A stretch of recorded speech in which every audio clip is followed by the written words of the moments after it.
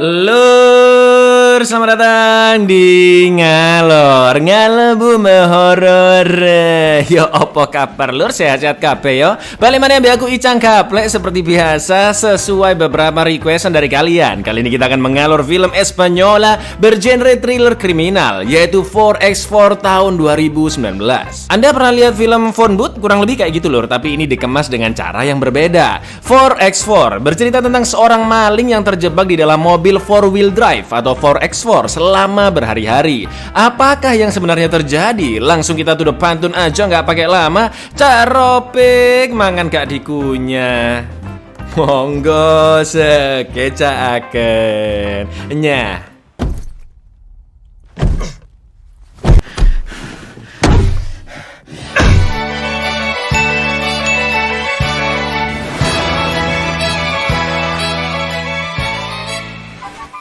Di sebuah sudut jalan kota Buenos Aires, Argentina, rumah-rumah di sana memasang pagar dan teralis besi di pintu dan jendelanya. Kamera CCTV tersebar di mana-mana, juga banyak tulisan awas anjing galak yang tertempel di tembok-tembok rumah. Pengamanan rumah di sana sangat-sangat ketat karena memang rawan banget pencurian dan perampokan. Tapi karena jalanan cukup sepi, seorang maling kelas teri bernama Ciro berhasil menjebol pintu mobil SUV 4X4 tanpa diketahui siapapun. 4X4 itu maksudnya 4-wheel drive ya lur, sistem penggerak 4 roda ya kan. Karena sudah sangat berpengalaman, dengan tangkasnya Ciro mencolong radio mobil dan juga mengambil kacamata di laci atas. Sebelum pergi, Ciro yang memang rese, berandal dan tidak berpendidikan mengencingi jok belakang mobil. Lalu saat Ciro akan keluar dari sana, terjadi suatu hal yang tidak akan pernah bisa dia sangka. Dan inilah 4X4.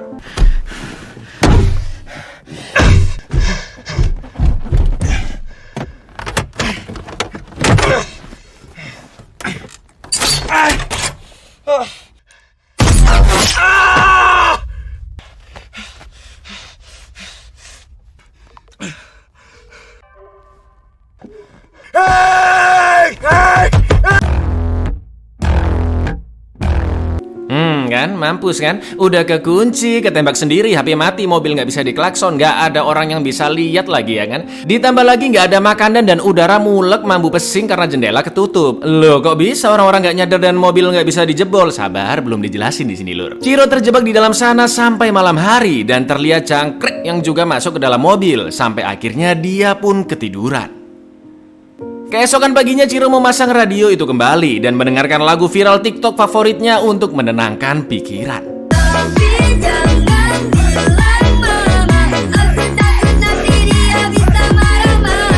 Lagi enak-enak santai menenangkan diri, tiba-tiba seseorang menelpon mobil tersebut melalui tape. Ciro pun mengangkatnya dan terdengar suara pria lansia yang ternyata adalah pemilik mobil tersebut. Dia adalah seorang dokter kandungan bernama Enrique. Duda berumur 60 tahun ini mengatakan jika dia sudah dirampok sebanyak 28 kali. Ditambah Ciro saat ini berarti 29 kali. Maka dari itu dia sengaja membuat mobil yang bisa menjebak pencuri di dalamnya. Dengan sistem pengamanan super canggih, Enrique tahu Ciro sudah masuk ke dalam mobil dari alarm notifikasi yang muncul di HP-nya.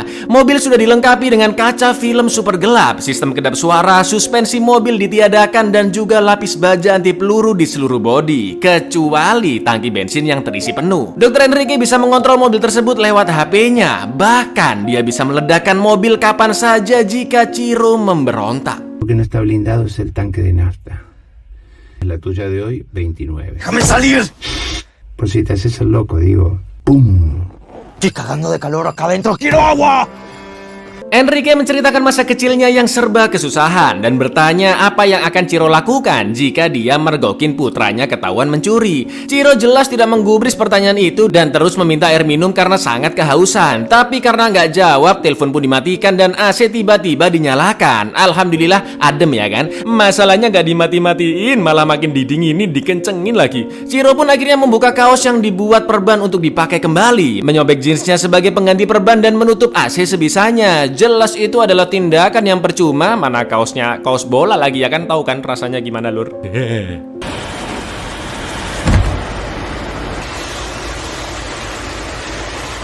Setelah itu Enrique menelpon kembali dan memberikan pertanyaan yang sama. Apa yang Anda lakukan kalau mergokin putra Anda mencuri? Enrique berjanji akan memberikan minuman kalau jawabannya benar. Ciro pun menjawab, dibawa ke polisi pak. Oh salah, kasus kayak gini harusnya nggak perlu melibatkan polisi, kata Enrique. Lalu dia bercerita tentang putrinya yang pernah kena rampok dan juga cucunya yang hampir jadi korban. Wes ngomong-ngomong ngalor ngidul nggak jelas ya kan, dan telepon pun akhirnya dimatikan. Di sini terlihat Enrique yang sengaja mempermainkan Ciro dengan segala pertanyaan dan cerita yang sangat tidak penting. Además juegan.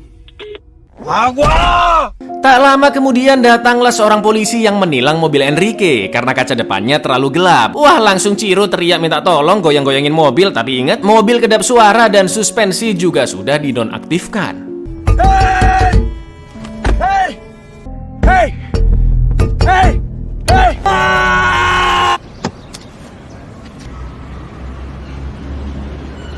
Hujan pun turun dan Enrique kembali menelpon. Dia menanyakan nama lengkap dan berapa nomor KTP-nya Ciro. Dengan imbalan akan memberikan air minum. Dijawablah sama Ciro ya kan. Dan akhirnya Enrique memberitahu ada sedikit air minum dari selang pembersih jendela di bagian belakang mobil. 36, 87.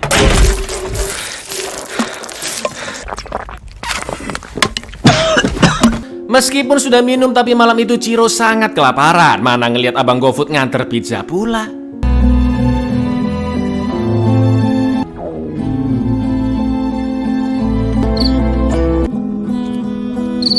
Keesokan paginya, Ciro masih berusaha membolongi pintu mobil. Lalu Enrique menelpon lagi. Ciro mengatakan jika lukanya terinfeksi dan dia sedang demam. Enrique pun langsung menyalakan pemanas agar demam Ciro bisa berkurang. Dan dia kembali cerita ngalor ngidul tentang hidupnya yang hanya sekitar 1 tahun lagi karena tumor ganas. Juga tentang perampokan-perampokan yang pernah dialami sebelumnya.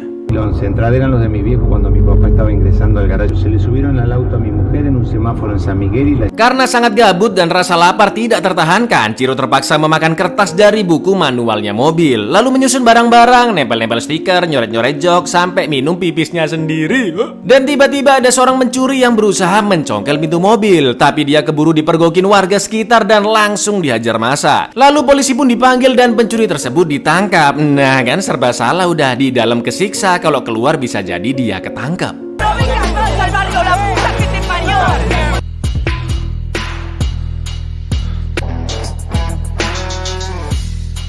Di malam ketiga, Ciro yang sudah muak dengan celotehan Enrique tidak mengangkat teleponnya. Saking laparnya, Ciro berniat memakan jangkrik tapi nggak jadi karena dia satu-satunya makhluk yang bisa jadi temannya. Bingung-bingung teler, makin teler, tiba-tiba ada 2 muda-mudi berazalole di jendela mobil.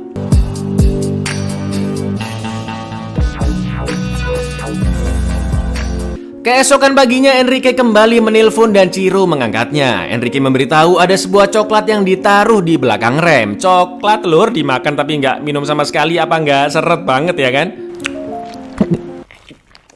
Porro. Untungnya baterai HP Ciro bukan baterai tanam seperti HP-HP sekarang. Dia langsung mengecasnya dengan menjemur di terik matahari. Dengan tenaga-tenaga yang tersisa, Ciro terus mencoba melobangi pintu tengah dan akhirnya berhasil membuat sedikit lubang. Ciro pun memanggil orang-orang di sana, tapi lubang terlalu kecil dan suaranya sudah sangat lemah. ¡Hey! Setelah itu Enrique menelpon kembali dan menjelaskan jika dia telah mendatangi istri dan anaknya Ciro, Irina dan Lionel, untuk diberikan $100.000 dengan alasan Ciro telah memenangkan uang lotre. Enrique pun mengaku dia tidak menyakiti keluarga Ciro sama sekali, tapi jelas Ciro sangat curiga dan gak percaya begitu saja. Bukan hanya fisiknya yang tersiksa, tapi Enrique juga menyerang mentalnya dengan cara merendahkan martabat Ciro. Enrique juga sudah mendapatkan catatan kriminal Ciro yang ternyata dia pernah beberapa kali membunuh orang, dan Ciro beralasan saat itu dia hanya membela diri. Ya tapi tetap aja salah Ciro. Joven, guapa, para tener la linda familia que... Ballester, robo a mano armada. Cristina Beruti. Van 2 días para jubilarse. El viejo se me plantó. El elegido. Estás condenado. Setelah menjemur baterai HP seharian, HP bisa nyala meskipun baterai sangat sedikit ya, 1%-an lah lur. Ciro langsung menelpon istrinya Irina, tapi sayang HP-nya nggak aktif dan Ciro hanya bisa meninggalkan pesan suara. Belum ngomong apa-apa udah mati lagi dong HP-nya. Malam harinya Ciro melepaskan si jangkrik lewat lubang di pintu mobil. Dengan ekspresi yang sudah sangat teler dan putus asa, Ciro iseng-iseng mencet-mencet tombol starter. Lalu tiba-tiba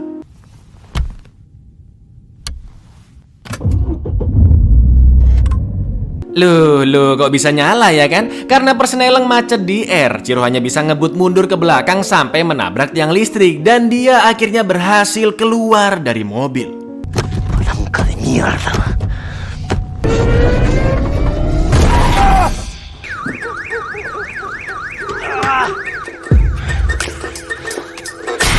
Nggak pakai lama, Ciro yang sempoyongan OTW ke Indomaret terdekat. Dia mengambil air dan 2 burger lalu memakannya tanpa mempedulikan sekitar. Mbak-mbak kasir yang ketakutan pun langsung memanggil security untuk mengusir Ciro. Dan yang terjadi, cuma mimpi dong. Saking pengennya makan enak sampai mimpi, lur, kasihan sih. Tak lama kemudian Enrique menelponnya dan Ciro mengatakan akan bunuh diri saat itu juga. Tapi sayangnya peluru macet dan dia gagal bundir. Ternyata Enrique sudah ada di depan mobil. Lalu dia menyalakan lampu agar Ciro bisa melihat sosoknya. Cámara, acción.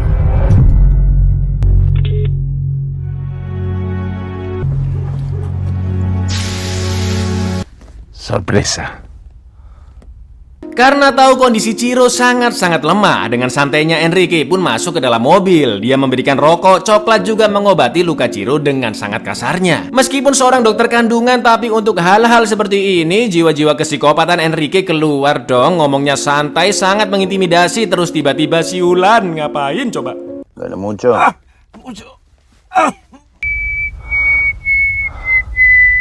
Ketika Enrique menjawab telepon dari pasiennya, Ciro pun mengambil kesempatan itu untuk menembak Enrique dan kabur dari sana. Kali ini Ciro benar-benar berhasil keluar. Dia meminta tolong dengan suara paraunya, mengebel rumah-rumah di sana dan menembakkan pistolnya. Tapi ternyata Enrique masih hidup karena hanya tergores peluru di pipinya. Dia langsung membawa paksa Ciro ke dalam mobil sambil menodongkan senjata. Dan kejadian itu dilihat oleh polisi yang sedang berpatroli. ¡Alto, policía! ¡Hasta tire el arma!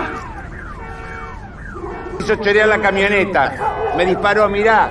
Sudah 2 jam lamanya Enrique masih menodong Ciro. Banyak penduduk sekitar yang mengerubungi, juga media-media yang meliput kejadian tersebut. Orang-orang terpecah menjadi 2 kubu. Mereka yang menganggap Ciro salah dan yang menganggap Enrique salah. Karena keadaan tidak kunjung membaik, polisi pun memanggil Julio, seorang negosiator senior. Doctor, ¿hay algo que yo pueda hacer por mediador de la policía de la ciudad? El arma y lárguelo al pibe. Hay algo que pueda hacer por mí. El problema es la caca de perro. Enrique menganalogikan kasus ini seperti kotoran-kotoran anjing yang sering dia temui saat pulang kerja, di mana pemiliknya membolehkan anjing-anjingnya di sembarang tempat. Padahal bisa aja anjing-anjing itu di tempat yang seharusnya. Paham gak, lur? Gini maksudnya. Pemilik anjing itu ibarat kepolisian atau pengadilan. Anjing yang sembarangan ibarat perampok-perampok yang jelas-jelas sudah melakukan tindak kejahatan. Tapi dengan mudahnya si pemilik anjing atau kepolisian membebaskan perampok begitu saja. Maka dari itu Enrique akan membersihkan tersebut atau mengadili dengan tangannya sendiri. Karena tidak adanya keadilan yang jelas dan perampok-perampok juga semakin banyak jumlahnya. Orang-orang di sana pun setuju dengan perkataan Enrique karena banyak yang telah menjadi korban perampokan, tapi perampok-perampok ini tidak dihukum dengan adil.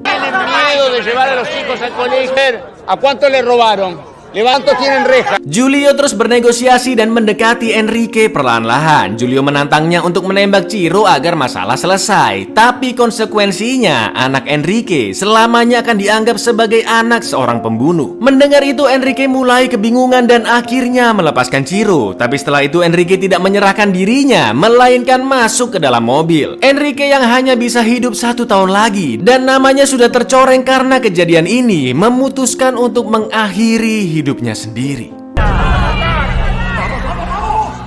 Favor. Baja el arma, por favor. ¡No, atrás!